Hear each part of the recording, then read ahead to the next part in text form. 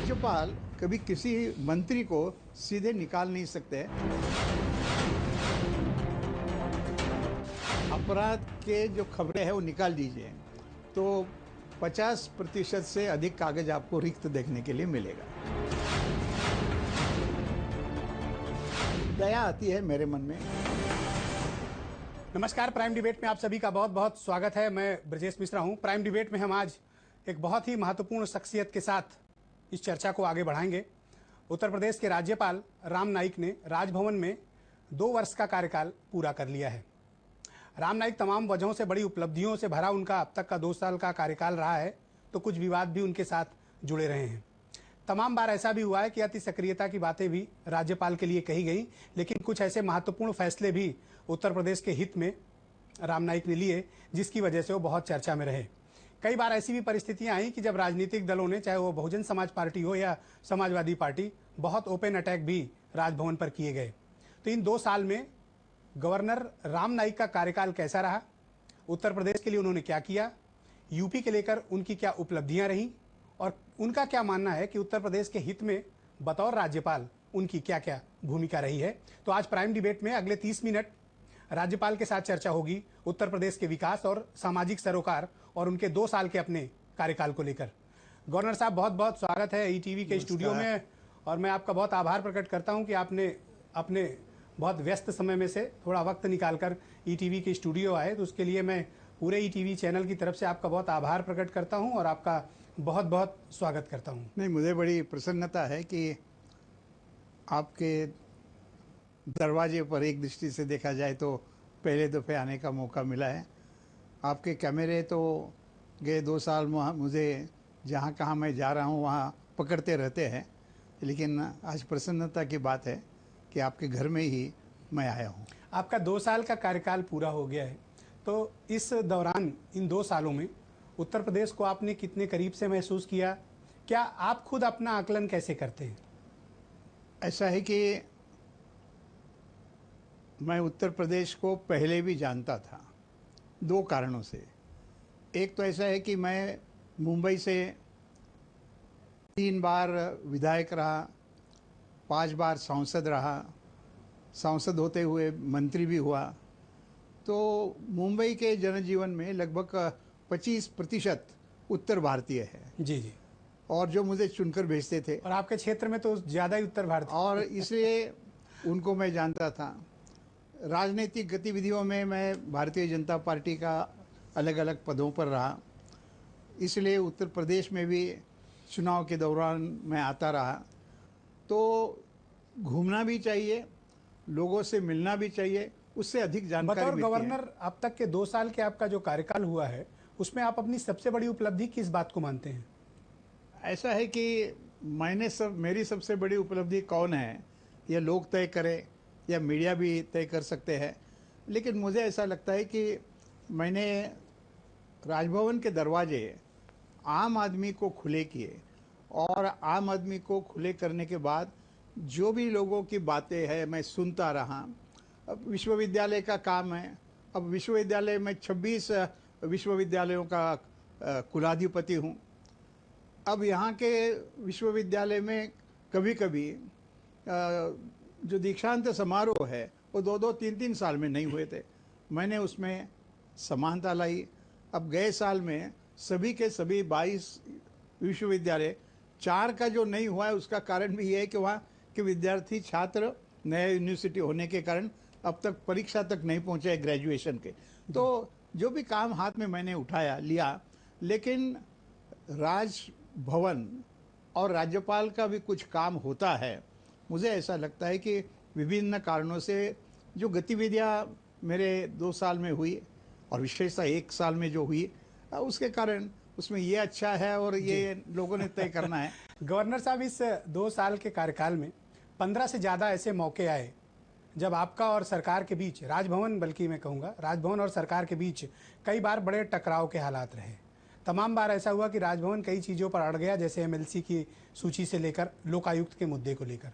तो तमाम बार ऐसा हुआ कि राजभवन और सरकार के बीच बड़े असहज रिश्ते रहे हैं। तो बतौर हेड ऑफ द स्टेट, ये आपकी जिम्मेदारी नहीं थी कि इस तरह के टकराव को टाला जाए? ऐसा है कि आपकी दृष्टि कैसी है, उस पर ये टकराव है, या जो मुझे संविधान ने दायित्व दिया है। जब मैं राष्ट्रपति जी को पहले दफ़े मिलने के लिए गया, तब नमस्कार करने के बाद निकलते समय उन्होंने मुझे भारत का संविधान का किताब दिया और मुझे कहा कि देखिए ये आपका मार्गदर्शक है। तो संविधान में जो दिया है वो संविधान का पालन करते समय किसी को लग सकता है कि मैंने टकराव लिया है, वो टकराव नहीं था, उसका पालन था। अब कोई स्कूल होता है, शिक्षक होता है, तो छात्रों को गड़बड़ करते हैं तो जरा बताते रहते हैं। उस प्रकार से आपने विधान परिषद के नामांकन की चर्चा की। आखिर स्पष्टतः संविधान में लिखा हुआ है कि ऐसे लोगों को नामित करना चाहिए जिनकी विज्ञान में, साहित्य में, कला में, सामाजिक कार्य में और साथ ही साथ सहकारी क्षेत्र में विशेषता कुछ होनी चाहिए। अब वो नहीं है, ऐसा मेरे पास आ गया तो मैं क्या करूं? आखिर संविधान के अनुसार काम करना मेरा दायित्व है। और मैं ये भी बता दूं, मैंने जो भी भूमिका ली है वह लगातार मैं मुख्यमंत्री राज्य के प्रमुख के नाते उनके साथ चर्चा करता रहा, मिलता रहा, पत्र व्यवहार भी करता रहा। इसलिए इसमें टकराव नहीं कहा जा सकता है। इसमें टकराव शब्द मैंने इसलिए इस्तेमाल किया क्योंकि समाजवादी पार्टी ने ओपनली आप पर अटैक किया था, इसलिए मैंने टकराव जैसे शब्द का इस्तेमाल नहीं, किया। ये टकराव पार्टी कह सकते हैं। और पार्टी में भी जो पार्टी के मुखिया होते हैं उन्होंने कभी इस प्रकार की बात नहीं कही। अब कोई राजनीतिक मुझ पर टीका टिप्पणी करे तो उनका वो दायित्व है राजनीतिक दृष्टि से, लेकिन मेरा जो पद है उसकी गरिमा और उसके लिए जो एक लक्ष्मण रेखा संविधान में दी हुई, उसका कभी भी मैंने लंघन किया नहीं है। और इस भूमिका में किसी को लगा कि उनके अनुकूल ये बात नहीं है तो उनको शिकायत नहीं, होगी। कई बार मर्तबा ऐसा हुआ जब समाजवादी पार्टी और दूसरे दलों ने, खासतौर पर बीएसपी की तरफ से भी ये बात कही गई कि राजभवन का इस्तेमाल भारतीय जनता पार्टी के लिए हो रहा है। अब ये राजनीतिक टीका टिप्पणी है और राजनीतिक टीका टिप्पणी का आपने देखा होगा कि ऐसे कोई भी टीका टिप्पणी का मैंने 2 साल में, मैं बहुत बोलता रहा, है, सही है। लेकिन ऐसे विषय पर मैंने कभी टीका टिप्पणी का उत्तर भी नहीं दिया, क्योंकि राजनीतिक टीका टिप्पणी उसमें राज्यपाल ने कुछ हस्तक्षेप करना चाहिए, ऐसा मुझे नहीं लगता है। अपने अपने ढंग से लोग देखते हैं। मैं ये जरूर कहना चाहूँगा कि मीडिया को क्या लगा या आम आदमी को क्या लगा, यह मेरी परीक्षा का एक स्थान हो सकता है, या राष्ट्रपति जी को क्या लगा वह दूसरा हो सकता है। और शायद उस परीक्षा में मुझे अच्छे मार्क मिलेंगे, ऐसा मुझे लगता है। उत्तर प्रदेश सरकार के एक बहुत विवादित और बड़बोले मंत्री हैं आजम खान, उनसे आपके रिश्ते कैसे हैं? जैसे एक मंत्री और एक राज्यपाल, एक पार्टी के महासचिव और मैं राज्यपाल, तो इसमें जो राजनीतिक टीका टिप्पणियाँ उन्होंने की उसके बारे में मैंने कभी कुछ कहा नहीं। लेकिन एक बार ज़रूर ऐसा है कि विधानसभा में उन्होंने राज्यपाल के नाते मेरे काम पर कुछ टीका टिप्पणी की और उसमें स्वाभाविक तौर पर मैंने जब वो सुनी, देखी, तो मैंने विधान परिषद के अध्यक्ष माता प्रसाद जी को कहा कि उन्होंने जो बोला है उसकी मुझे रिकॉर्ड दीजिए। और जब उन्होंने रिकॉर्ड मेरे पास भेजा तो उन्होंने क्या बोला और उसमें से उन्होंने जो असंसदीय है उसमें से क्या निकाला, तो वो देखा मैंने, तो 1/3 हिस्सा उनके भाषण का उन्होंने निकाल दिया। ये मैं मानता हूँ कि विधानसभा की गरिमा के भी विरोध में, नियमों के विरोध में बात थी, वो इसलिए काटा गया। मैंने मुख्यमंत्री को उसकी जानकारी दी और उनको कहा कि आप इसका संज्ञान लीजिए, आपको जो उचित लगता है वो करिए। ये बात मैं भी कह दूं कि कभी कभी कुछ अखबारों ने या कभी कभी आजम खान जी ने भी कहा कि राज्य मंत्री मुझे निकालने के लिए कह रहे हैं, तो ऐसा कोई वक्तव्य मैंने कभी दिया नहीं है। कई बार ऐसा हुआ, मैंने स्वयं भी पढ़ा और सुना भी उनका स्टेटमेंट, आपसे उनको जान का खतरा भी है। अब इसलिए मैंने कहा कि ऐसी शिकायत है तो उन्होंने मुख्यमंत्री जी के पास जाना चाहिए, उनको। लेकिन आपको लगता नहीं कि जिनसे शपथ लेकर वो मंत्री बने हैं उन्होंने अपनी मर्यादाएं लांघी और बतौर गवर्नर आप उन पर कोई एक्शन नहीं ले पा रहे हैं, कुछ लाचारगी है आपकी? नहीं नहीं, लाचारी का कोई आप सवाल तो सीधा नहीं एक्शन है। ले सकते हैं, नहीं नहीं, लाचारी का आप उन्हें इसमें- बर्खास्त भी कर सकते हैं, नहीं नहीं, देखिए आपके पास अधिकार है। मेरे पास अधिकार है, लेकिन कौन से अधिकार का कब उपयोग करना, इसके लिए कुछ मेरे लिए संयम की बातें हैं। और मैं ऐसा मानता हूं कि इसके बारे में मैंने मुख्यमंत्री जी को बताया कि भाई ऐसा ऐसा आपका बोलता है, आप जरा देख लीजिए। अब तो मुख्यमंत्री मुख्यमंत्री क्या कहते हैं जब आप इस तरह की शिकायतें करते नहीं हैं? नहीं, तो एक्शन तो कोई हुआ नहीं आज तक। नहीं, देखिए वो तो सुनते रहते हैं, और सुनने के बाद कृति करना नहीं करना उनका अधिकार है। लेकिन मैं ये जानता हूँ संविधान के तहत और जो परंपरा है ये उसके तहत भी, कि राज्यपाल कभी किसी मंत्री को सीधे निकाल नहीं सकते, निकालना भी नहीं चाहिए, क्योंकि हमारा जो संविधान का दायरा है और उसकी जो परंपरा है उसमें कोई मंत्री को जो नियुक्त किया जाता है वह मुख्यमंत्री के कहने पर किया जाता है, और इसलिए मुख्यमंत्री को इसके बारे में दखल अंदाजी देना मेरा चाहिए। सीधा सवाल ये है कि गरिमा के साथ खिलवाड़ को आप कब तक बर्दाश्त करेंगे? नहीं नहीं, जो संविधान है उसके अनुसार मैं चलूंगा। संविधान के लक्ष्मण रेखा के बाहर जाकर यदि मैं काम करूंगा तो राज्यपाल के गरिमा के विरोध में होगा, और इसलिए संयम की भी एक शक्ति होती है। मुझे ऐसा लगता है कि ये संयम की शक्ति मुझे ताकत देती है, और मैं जो कहता हूँ कोई भी विषय के बारे में वो लोगों को अधिक अच्छा भी लगता है। तो ये संयम का मतलब मैं गवर्नर साहब ये समझूं कि आज हम कहाँ फ्री हैं कुछ भी बोलने के लिए? ये तो आप सवाल मुझसे न पूछते हुए माननीय मुख्यमंत्री जी जो उनके नेता हैं, या राजनीतिक दृष्टि से उस पार्टी के जो अध्यक्ष है उनको आप पूछ सकते हैं। मेरे लिए तो मैंने कह दिया कि जो संसदीय परंपरा के विरोध में उन्होंने कहा है उसके बारे में मैंने माननीय मुख्यमंत्री अखिलेश यादव जी को पत्र लिखकर इसकी जानकारी दी है। मुख्यमंत्री अखिलेश यादव से आपके रिश्ते कैसे हैं? मेरे बहुत स्नेहपूर्ण हैं। मैं मिलता रहता हूँ, समय समय पर चर्चा भी करता रहता हूँ। जो मेरे पास कई बातें ऐसी आती है तो मैं उनको पत्र भी लिखता रहता हूँ। एक स्नेहपूर्ण संबंध में कोई कटुता नहीं है। एक दृष्टि से देखा जाए तो उम्र के हिसाब से भी कहिए या कैसे भी कहिए, अनुभव के आधार पर तो हम मिलते रहते हैं। बतौर मुख्यमंत्री आप कैसा आकलन उनका करते हैं? किस तरह का चीफ मिनिस्टर के तौर पर आकलन करते हैं? ऊर्जावान और अखिलेश में आप कितना स्कोप देखते हैं बतौर नहीं, पॉलिटिशियन आगे जाने नहीं, के नहीं, लिए? देखिए ये काम तो जनता का होता है, और खास करके जब विधानसभा के चुनाव कुछ दिनों में कि आप हम आएंगे, सबके मुखिया हैं तो ऐसे में आपकी राय हमारे लिए तो बहुत ही नहीं, आपके महत्वपूर्ण हो लिए जाती है। महत्वपूर्ण होगी, लेकिन ऐसी राय देने का जो काम है, अधिकार है, वो जनता का होता है। मेरा तो काम ये है कि यहाँ सरकार को जो मुझे उचित लगता है वो उनको बताएं।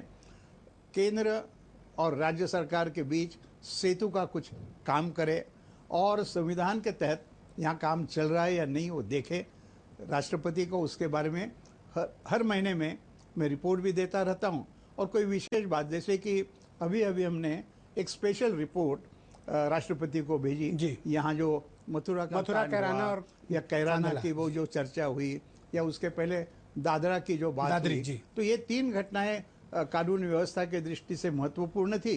तो मैंने इसके बारे में पहले मुख्यमंत्री से रिपोर्ट प्राप्त किया, और उसके आधार पर मुझे जो भी जानकारी मिली वो मैंने राष्ट्रपति जी के साथ। आपको लगता है कि ऐसी स्पेशल रिपोर्ट राष्ट्रपति को भेजना आवश्यक था? कानून व्यवस्था उत्तर प्रदेश की क्या सचमुच इस कदर नीचे चली गई है कि राष्ट्रपति को एक स्पेशल रिपोर्ट गवर्नर द्वारा भेजा जाना, क्या ये आपका उचित फैसला था?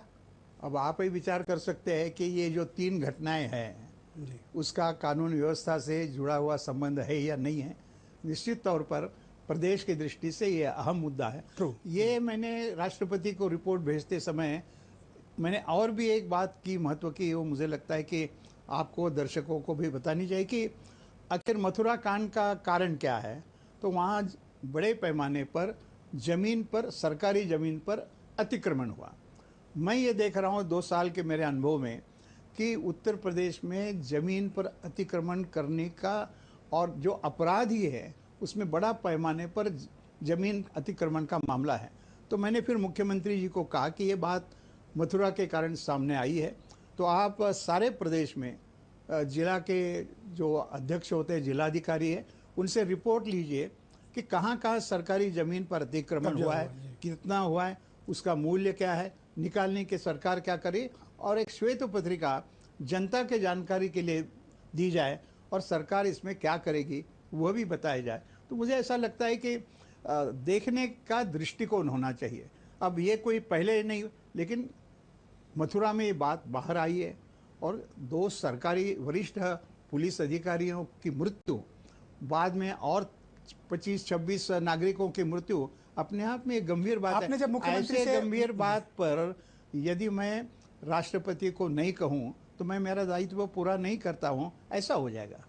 मुख्यमंत्री से जब आपने चर्चा की मथुरा जैसी बड़ी घटनाओं को लेकर, तो किस तरह का एक्शन मुख्यमंत्री ने लेने की आपसे बात कही? नहीं, अभी कोई जैसे वादा किया उन्होंने? नहीं, अभी जैसा मैंने कहा क्योंकि अब तक कोई कार्रवाई नहीं हुई उसमें। नहीं, ऐसा नहीं है।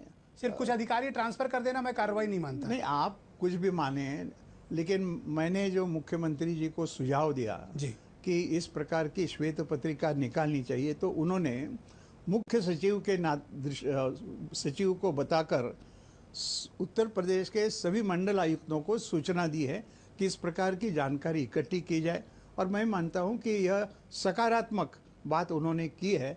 अब बाकी की बातें हैं कि आपकी राय एक हो सकती है, मेरी राय दूसरी हो सकती है। जैसे कैराना के बारे में, अब कैराना के बारे में वहाँ के सांसद ने एक बात कही, सांसद ने एक बात कहने के बाद सरकार ने मुख्यमंत्री के नाते जो देखना है वो देखकर मुझे रिपोर्ट भेज दी। बीच में एक संतों की कमेटी गई जांच करने के लिए। अब वो समस्या ये आ वो गई आपसे मिलने से पहले रिपोर्ट मार्केट में आ गई। नहीं, वो तो एक अलग बात है, लेकिन संतों की कमेटी सरकार ने नियुक्त की है या पार्टी ने नियुक्त की है? क्योंकि उसमें नाम आया था शिवपाल जी, जो राज्य के मंत्री भी है और पार्टी के प्रवक्ता भी है, प्रभारी भी है। तो फिर मैंने पूछा उन संतों को कि भाई आप कौन से आधार पर गए? तो उन्होंने कहा कि भाई हमको बताया टेलीफोन पर, इसलिए हम गए। अब बात तो वो है, लेकिन संतों को मैंने ये भी पूछा जिसका उल्लेख आपने किया कि भाई ये रिपोर्ट तो मैंने अखबार में पढ़ी है, तो आप अभी मुझे क्या कॉन्फिडेंशियल रिपोर्ट देने के लिए आए? बोले हमने नहीं बताया। मैंने बोला क्या ये गैर कानूनी फैसला था इस तरह की जांच कराना? आपने यदि मीडिया को नहीं बताया, प्रेस को नहीं बताया, तो आप आक्षेप ले रहे हैं मुख्यमंत्री जी के कार्यालय पर। मैंने कहा कि ये आप मेरे लिए बात है और महत्व की है, लेकिन मैंने उनको ये पूछा कि आपने इसमें समाजवादी पार्टी के ही 2 विधायकों को और भारतीय जनता पार्टी के एक विधायक पर आक्षेप लिए। तो मैंने उनको पूछा कि भाई आप जांच समिति के तौर पर गए तो आपने इनको क्या पूछा, उनका उसके बारे में कहना क्या था? तो संत कमेटी ने कहा कि हम उनको मिले ही नहीं है।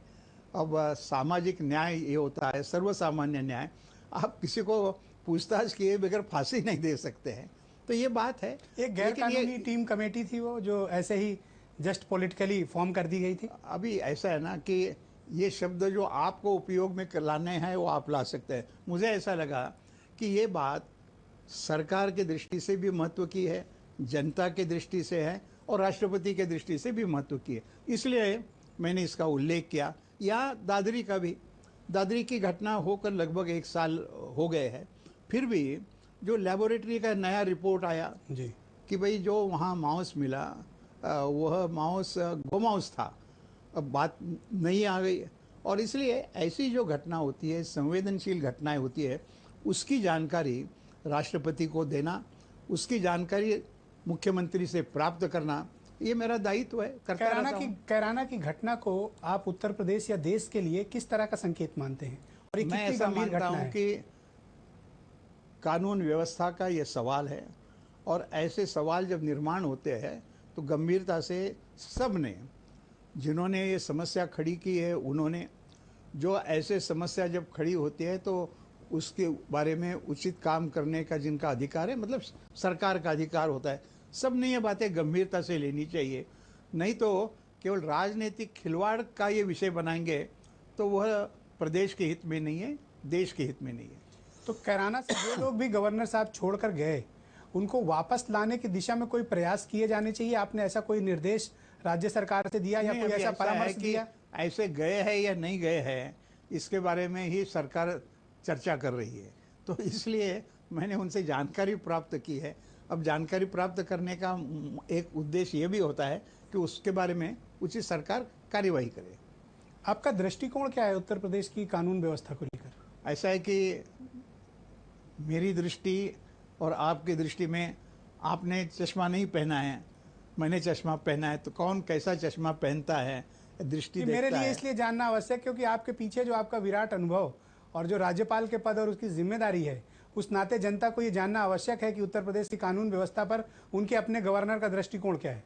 मेरा दृष्टिकोण, मैं बार बार स्पष्ट कर रहा हूँ कि कानून व्यवस्था में सुधार होने की आवश्यकता है। अब जो स्थिति है उसमें अधिक अच्छा होना चाहिए, और इस भूमिका में इस बात की मैं चर्चा भी करता रहता हूँ। माननीय मुख्यमंत्री जी से समय समय पर चर्चा करता हूँ, कभी पुलिस अधिकारियों से भी चर्चा करता जी। हूँ। और ये बात साफ सरल है कि जो घटनाएं होती है, कोई उसके लिए अच्छा नहीं कहेगा, तो सुधारने की आवश्यकता होती है।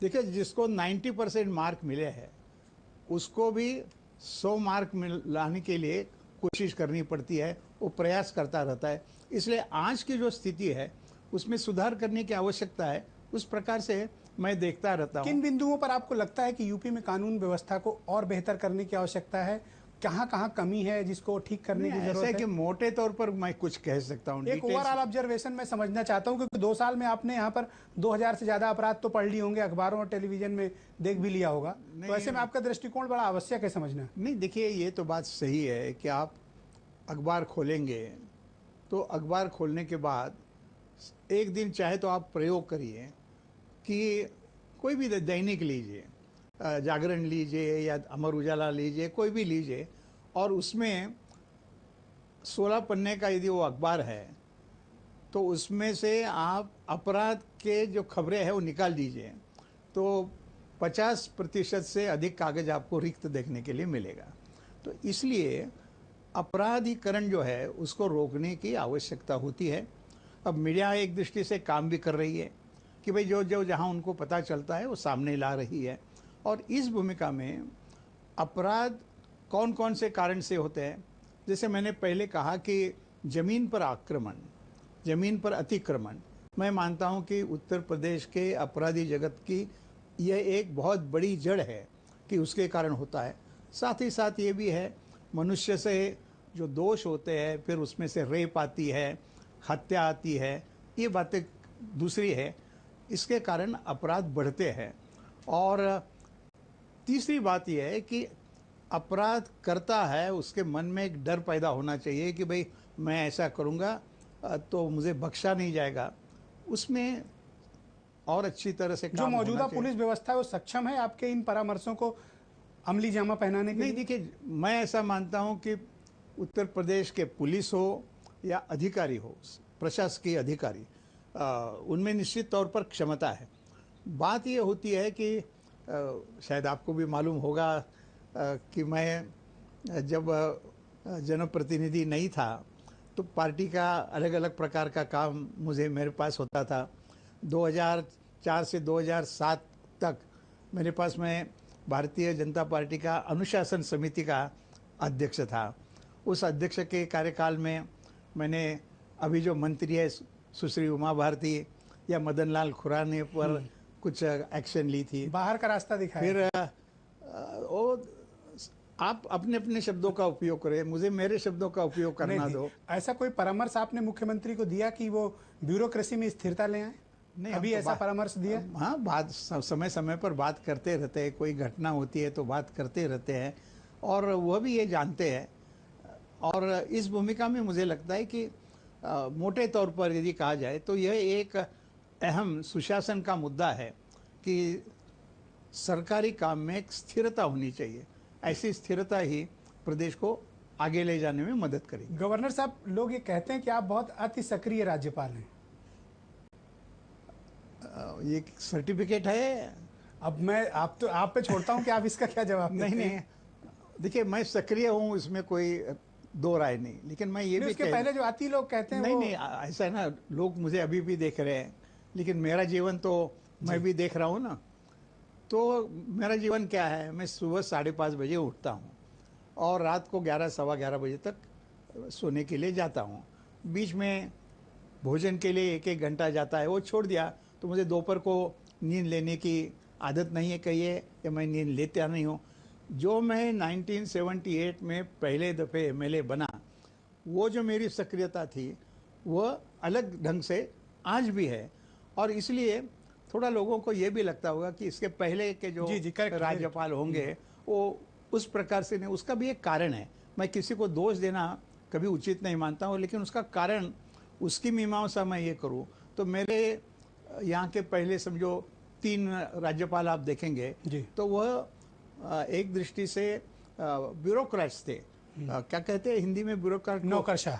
नौकरशाह। और नौकरशाह का उनका जीवन, उनकी कार्य पद्धति, और मैं रहा हूँ जनप्रतिनिधि, समाज सेवक, राजनीतिक कार्यकर्ता।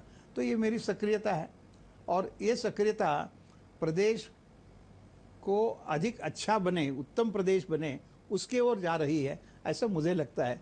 अब बाकी बातें तो जनता ने तय करनी है। आपको लगता है तो आप भी अभी गवर्नर साहब, अभी सर्टिफिकेट दे सकते हैं। अभी मुख्यमंत्रियों का एक सम्मेलन प्रधानमंत्री ने बुलाया दिल्ली में, तो बिहार के मुख्यमंत्री नीतीश कुमार ने कहा कि राज्यपाल का पद समाप्त कर दिया जाना चाहिए। देखिए, कोई भी जो चर्चा होती है उसके 2 दृष्टिकोण होते हैं। यह केवल एकेडमिक चर्चा यदि होती कि भाई राज्यपाल पद की जिम्मेदारी क्या, काम कैसे है, लेकिन जब प्रधानमंत्री ने बुलाया हुआ मुख्यमंत्री के मीटिंग में इसकी चर्चा होती है तो एक स्वाभाविक तौर पर उसको एक राजनीतिक इस प्रकार का रंग आता है। और जब राजनीतिक रंग आता है, दूसरे प्रदेशों के राज्यपालों के बारे में बोला जाता है, जिस पर राष्ट्रपति और उच्च न्यायालय, सर्वोच्च न्यायालय ने भी कुछ निर्णय दिए हैं, उसके बारे में मैं कुछ कहूँ, मुझे लगता है कि मेरी जो लक्ष्मण रेखा है पद की, उसके आगे जाकर होगा। इसलिए उस पर और कुछ कार्रवाई, और कुछ मत प्रदर्शन करना मेरे लिए उपयुक्त नहीं है। नीतीश का ये बयान राजनीति से प्रेरित है? नहीं, लेकिन एक बात तो है, ये है कि जो भी कारण से इस प्रकार के विवाद होते हैं, और इसीलिए मैंने कहा कि मुझे संविधान में जो लक्ष्मण रेखा है वो मालूम है और उसके अनुसार मैं काम करने की कोशिश करता हूँ। मैं कर रहा हूँ या नहीं कर रहा हूँ, यह तो 2 ही लोग तय कर सकते हैं, एक राष्ट्रपति जी या फिर आप मीडिया वाले हैं या यहाँ की जनता है, वो तय करे कि अब आपका जो बचा हुआ कार्यकाल है उसमें आपके सामने क्या चुनौतियां हैं और आपने अपने लिए किस तरह का लक्ष्य निर्धारित किया है? कि मेरे जीवन का लक्ष्य है चरवती चरय होती, उसका हिंदी में अर्थ होता है चलते रहो चलते रहो। कि जब भी आपके बारे में कोई इस तरह की आपत्तिजनक टिप्पणी आजम खां या दूसरे दल या दूसरे नेता करते हैं, दुख तो होता होगा? नहीं, जवाब देने का भी मन करता होगा, क्योंकि आप हैं तो जनता से ही जुड़े हुए। नहीं, दुख नहीं, मुझे दया आती है ऐसे लोगों पर, क्योंकि वो भी जानते हैं कि राज्यपाल होने के बाद मैं ऐसे टीका टिप्पणी का कोई उत्तर नहीं दूंगा। तो जब उनको ये मालूम है और मुझ पर कुछ ऐसा कह के उनको कोई राजनीतिक लाभ नहीं होने वाला, क्योंकि आखिर मैं जो भी करता हूँ वो जनता भी देखती है और जनता को भी ये लगता है कि भाई क्या बेकार की टीका कर रहे हैं, इन्होंने क्या खराब किया है। विधान परिषद के नामांकन की बात है, लोकायुक्त की बात है, तो मुझे ऐसा लगता है कि दया आती है मेरे मन में, और कोई भाव दूसरा नहीं है। लेकिन दया भाव आने के बाद भी उसका प्रकटीकरण करना योग्य नहीं होता है। लेकिन आपने बताया, पूछा, इसलिए मैंने बताया।